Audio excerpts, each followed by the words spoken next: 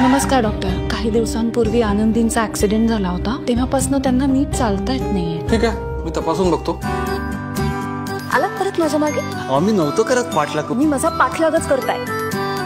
डॉक्टरांचं म्हणणं आहे की योग्य उपचार झाले ना तर आपली आनंदी अगदी पूर्वीसारखी चालायला लागेल. पण खर्च किती येईल म्हणाले डॉक्टर? 30,000 होईल दर महिना. काय? आनंदीच्या उपचारासाठी भावनाची मदत करणार का सिद्धू? 9 फेब्रुवारी रात्री 8 वाजता झी मराठीवर.